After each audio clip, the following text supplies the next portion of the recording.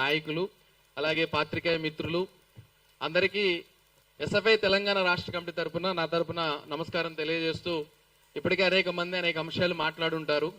ఏదున్నా తెలంగాణ రాష్ట్రంలో అత్యంత దుర్మార్గమైనటువంటి ఘటన ఈ ఘటన అని చెప్పేసి ఎస్ఎఫ్ఐ భావిస్తూ ఉంది.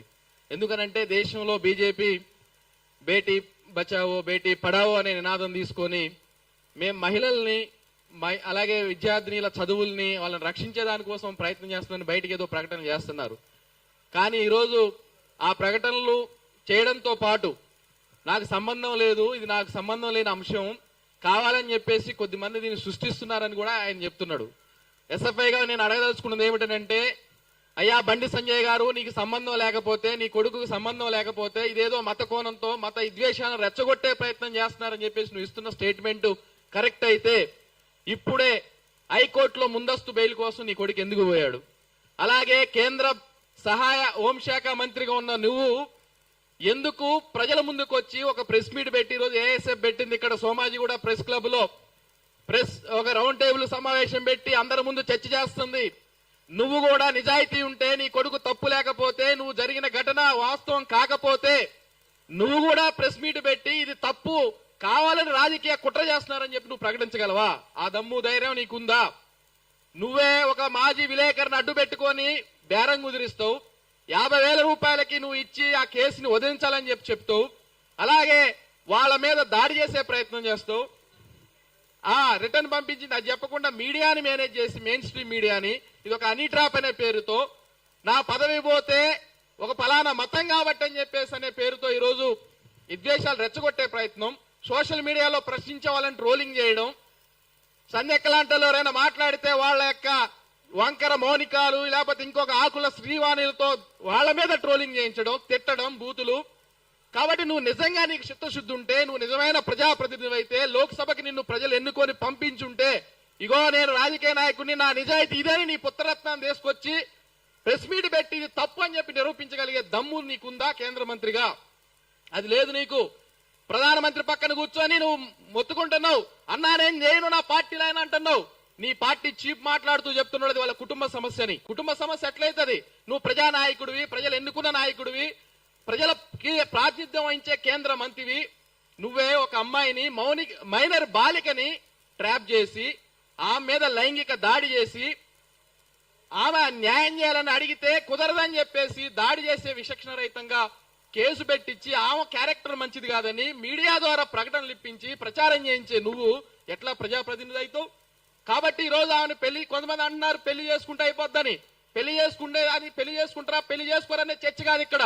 కానీ ఒక మైనర్ బాలికని, మహిళల పెళ్లి గురించి సమస్య కాకుండా మైనర్ బాలిక పట్ల నీ పుత్రరత్నం నీ కొడుకు చేసినటువంటి బండి సాయి భగీరథ్ చేసినటువంటి చర్యను నువ్వు చర్చించు. దీన్ని నువ్వు ఎందుకు నువ్వు సపోర్ట్ చేస్తున్నావో సమర్థిస్తున్నావో దానికి నువ్వు ప్రజలకు ఎవరిని ఇవ్వాల్సిన అవసరం ఉంది. అది చేయకుండా ఈ రోజు ప్రజల్లో సానుభూతి పొందే దానికోసం ఎక్కడైనా ఒక చిన్న మతం జరిగితే లవ్ జిహాద్ అంటావు, హిందూ సమ్మేళనాలు పెట్టి ఈ రోజు ప్రతి వాడవాడికి ఏం చెప్తున్నారు? కనీసం ముస్లింలతో ఫ్రెండ్షిప్ కూడా చేయొద్దు, ఫ్రెండ్షిప్ జిహాద్ అని కూడా చెప్తుంది ఇలా ఆ మౌనిక సుంకర్ అనే ఆవిడ. మరి నువ్వు ఫ్రెండ్షిప్ జిహాద్ అనే నువ్వు, లవ్ జిహాద్ అనే నువ్వు ఎందుకు ఒక హిందూ మహిళ అమ్మాయి మీద, ఒక హిందూ మైనర్ బాలిక మీద అత్యాచారం జరిగితే నువ్వు ఒక తోటి హిందువుల కోసం పనిచేసేవాడిగా ఎందుకు నువ్వు మాట్లాడలేదు? బీజేపీ పార్టీ ఎందుకు మాట్లాడలేదు? ఎక్కడ ఘటన జరిగినా స్టేట్మెంట్లు ఇచ్చేవాళ్ళు ఎందుకు మీరు మాట్లాడలేదు? అందుకే యావత్ సమాజం దీన్ని ఖండించాలి. బండి సంజయ్ ని బర్తరఫ్ చేయాలి మంత్రివర్గం నుంచి. అలాగే ఆయన ఈ ప్రజలకి, తెలంగాణ ఆడబిడ్డలకు కూడా ఆయన క్షమాపణలు చెప్పాలి. అలాగే నిష్పక్షపాతంగా ఈరోజు సిట్ వేశారు ఈ కాంగ్రెస్ ప్రభుత్వంలో. మేము అడిగేది సిట్ కాదు, నువ్వు ఎందుకు 4 రోజులు అవుతున్నా ఒక పోక్సో కేసులో ఎఫ్ఐఆర్ రిజిస్టర్ అయిన తర్వాత ఎందుకు ఈ రాష్ట్ర ప్రభుత్వం చర్యలు తీసుకోవట్లేదు? గతంలో ఒక అమ్మాయి మీద రేప్ చేశారనే పేరుతో ట్రయల్ కోసం తీసుకెళ్లి సీన్ రీకన్స్ట్రక్షన్ అనే పేరుతో మీరు అత్యాచారం చేసిన వాళ్ళని ఎన్కౌంటర్ చేసి చంపినప్పుడు ఇక్కడ కూడా జరిగింది అత్యాచారమే. మరి ఇప్పుడు పోలీసులు ఏం చేస్తారు? పోలీసులు మాట్లాడరా? తెలంగాణలో ఒక సిట్ వేసి సిట్కి ఒక అధికారిని పెట్టి వాళ్ళు ఒక దర్యాప్తు చేస్తారు, దర్యాప్తు చేసిన తర్వాత మేము చేస్తామని చెప్తున్నారు కదా. మరి ఇక్కడ ఒక సామాన్యులైనటువంటి జరిగిన వాళ్ళకి ఒక రకమైన న్యాయం ఉంటుంది, రాజకీయ పలుకుబడి ఉన్న వాళ్ళకి, రాజకీయ కేంద్ర మంత్రులైన వాళ్ళకో లేకపోతే ఎంపీలైన వాళ్ళకో వాళ్ళకు ఒక న్యాయం ఉంటుందా? కాబట్టి పోలీసులు కూడా దీన్ని నిష్పక్షపాతంగా విచారణ జరిపించాలి. బట్ సాయి భగీరథ్ ఎక్కడున్నా అరెస్ట్ చేయాలి. ఈరోజు దొరకట్లేదు అంటున్నారు, పరారీలో ఉండంటున్నారు. నిన్న కాక మొన్న నేపాలీ గ్యాంగ్ ఏదో హత్య చేసిందనంటే పోలీసు బలగాలు 20 టీములు పోయినాయి.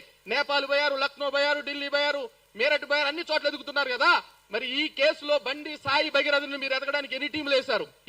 ఎన్ని టీములు గాలింపు చర్యలు చేస్తున్నాయి? కాబట్టి ఖచ్చితంగా అందుకోసమనే మొన్న కూడా ఉన్నాడు కాబట్టి ఖచ్చితంగా చిత్తశుద్ధి ఉంటే బండి సాయి భగీరథని ఆయనే పోలీసులకు అప్పచెప్పాలి. ఆయనే అరెస్ట్ చేయాల్సిన అవసరం ఉంది. పోలీసులు కూడా బండి సంజయ్ కూడా ఈ దొంగ మాటలు ఒక రకంగా ఒక విద్వేషాలు తట్టుకొచ్చే రాజకీయాలు తెలంగాణలో చేయొద్దని, ఆడపిల్లకి న్యాయం చేయాలని వారికి మద్దతుగా ఉంటామని ఎస్ఎఫ్ఐగా తెలియజేస్తూ ఈ కార్యక్రమంలో పాల్గొంటున్న అందరికీ ఎస్ఎఫ్ఐ తెలంగాణ రాష్ట్ర కమిటీ తరపున నా తరపున ప్రత్యేక నమస్కారం తెలియజేస్తూ సెలవు. ధన్యవాదాలు.